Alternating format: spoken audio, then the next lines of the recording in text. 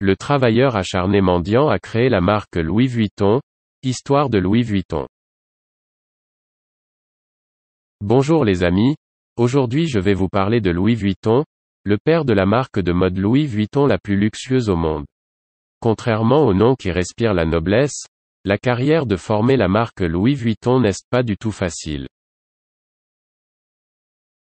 Lorsque Napoléon prit le titre d'empereur des Français en 1852, sa femme engagea Louis Vuitton comme fabricant de boîtes et emballeur personnel.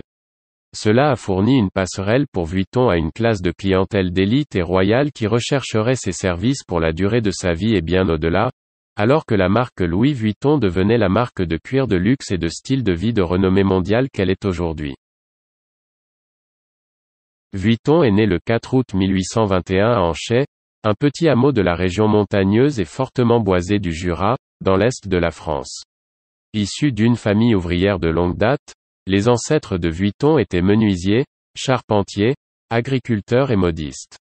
Son père, Xavier, était agriculteur et sa mère, Coronne Gaillard, modiste. La mère de Vuitton est décédée alors qu'il n'avait que 10 ans et son père s'est rapidement remarié. Selon la légende, la nouvelle belle-mère de Vuitton était aussi sévère et méchante que n'importe quel méchant de Cendrillon de conte de fées. Enfant têtu et entêté, contrarié par sa belle-mère et ennuyé par la vie provinciale à Anchay, Vuitton a décidé de s'enfuir pour la capitale animée de Paris. Le premier jour de beau temps du printemps 1835, à l'âge de 13 ans, Vuitton quitte la maison seul et à pied, à destination de Paris. Il a voyagé pendant plus de 2 ans, faisant des petits boulots pour se nourrir en cours de route et restant partout où il pouvait trouver un abri, alors qu'il parcourait les 392 km de son Anchay natal à Paris. Il est arrivé en 1837, à l'âge de 16 ans, dans une capitale au cœur d'une révolution industrielle qui avait produit une litanie de contradictions, grandeur impressionnante et pauvreté abjecte, croissance rapide et épidémie dévastatrice. L'adolescent Vuitton a été accueilli comme apprenti dans l'atelier d'un fabricant de boîtes et emballeurs à succès nommé Monsieur Maréchal. Dans l'Europe du XIXe siècle, la fabrication de boîtes et l'emballage était un métier très respectable et urbain. Un fabricant de boîtes et un emballeur ont fabriqué toutes les boîtes sur mesure pour les adapter aux marchandises qui l'ont stocké et ont personnellement chargé et déchargé les boîtes. Il n'a fallu que quelques années à Vuitton pour se faire une réputation parmi la classe à la mode de Paris comme l'une des premiers praticiens de la ville de son nouveau métier. Le 2 décembre 1851, 16 ans après l'arrivée de Vuitton à Paris, Louis-Napoléon Bonaparte organise un coup d'État. Exactement un an plus tard, il prend le titre d'empereur des Français sous le nom royal de Napoléon III. Le rétablissement de l'Empire français sous Napoléon III s'est avéré incroyablement heureux pour le jeune Vuitton. L'épouse de Napoléon III, l'impératrice de France, était Eugénie de Montijo, une comtesse espagnole. En épousant l'empereur, elle engagea Vuitton comme fabricant de cartons et emballeur personnel et le chargea d'emballeurs les plus beaux vêtements d'une manière exquise. Elle a fourni une passerelle pour Vuitton à une classe de clientèle élitiste et royale qui rechercherait ses services pour la durée de sa vie. Pour Vuitton, 1854 a été une année pleine de changements et de transformations. C'est cette année-là que Vuitton rencontre une beauté de 17 ans nommée Clémence Émilie Pariot.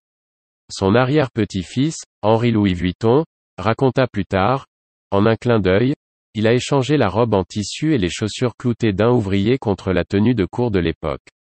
La transformation a été spectaculaire, mais elle a exigé tout le savoir-comment du chef de rayon du magasin puisque les épaules de Louis étaient beaucoup plus grandes que celles des bureaucrates parisiens.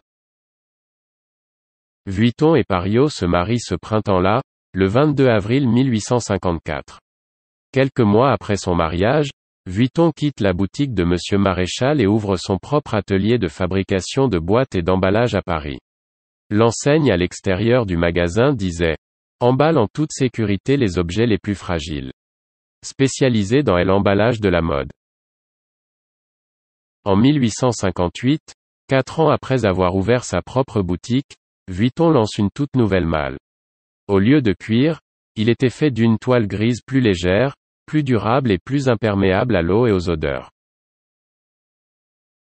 Cependant, le principal argument de vente était que contrairement à toutes les malles précédentes, qui étaient en forme de dôme, les malles de Vuitton étaient rectangulaires, ce qui les rend empilables et beaucoup plus pratiques pour l'expédition via de nouveaux moyens de transport comme le chemin de fer et le bateau à vapeur. La plupart des commentateurs considèrent la malle de Vuitton comme la naissance du bagage moderne. Les malles connaissent un succès commercial immédiat, et les progrès des transports et l'expansion des voyages créent une demande croissante pour les malles Vuitton. En 1859, pour répondre aux demandes de ces bagages, il s'agrandit dans un atelier plus grand à Asnières, un village en dehors de Paris. Les affaires étaient florissantes et Vuitton reçut des commandes personnelles non seulement de la royauté française, mais aussi d'Ismaïl Pacha, le khedive d'Égypte. En 1870, cependant, l'activité de Vuitton fut interrompue par le déclenchement de la guerre franco-prussienne et le siège de Paris qui s'ensuivit, qui fit place à une guerre civile sanglante qui détruisit l'Empire français. À la fin du siège le 28 janvier 1871, Vuitton revient à Asnières pour retrouver le village en ruine, son état-major dispersé, son matériel volé et sa boutique détruite. Présentant le même esprit têtu et courageux qu'il a affiché en marchant seul près de 300 milles à l'âge de 13 ans, Vuitton s'est immédiatement consacré à la restauration de son entreprise. En quelques mois, il avait construit un nouveau magasin à une nouvelle adresse, un rue Scribe. Avec la nouvelle adresse est également venu un nouvel accent sur le luxe. Située au cœur du Nouveau Paris, la rue Scribe abritait le prestigieux Jockey Club et dégageait une atmosphère résolument plus aristocratique que l'ancien emplacement de Vuitton à Asnières. En 1872, Vuitton a introduit un nouveau design de malle avec une toile beige et des rayures rouges. Le nouveau design simple mais luxueux a séduit la nouvelle élite parisienne et a marqué le début de l'incarnation moderne de la marque Louis Vuitton en tant que marque de luxe. Pendant les 20 années suivantes, Vuitton a continué à opérer au rue Scribe, innovant des bagages de luxe de haute qualité, jusqu'à sa mort le 27 février 1892, à l'âge de 70 ans. Mais la ligne Louis Vuitton ne mourra pas avec son éponyme fondateur. Sous son fils Georges, qui a créé le célèbre monogramme 55 de l'entreprise et les futures générations de Vuitton, la marque Louis Vuitton deviendra la marque de cuir de luxe et de style de vie de renommée mondiale qu'elle reste aujourd'hui. Merci d'avoir écouté l'histoire de Louis Vuitton. Dites-nous ce que vous pensez de sa vie dans la section commentaires et parlons-en. Si vous trouvez la vidéo bonne, ne regrettez pas un j'aime et partagez-les. Au revoir et à bientôt dans les prochaines vidéos. Merci.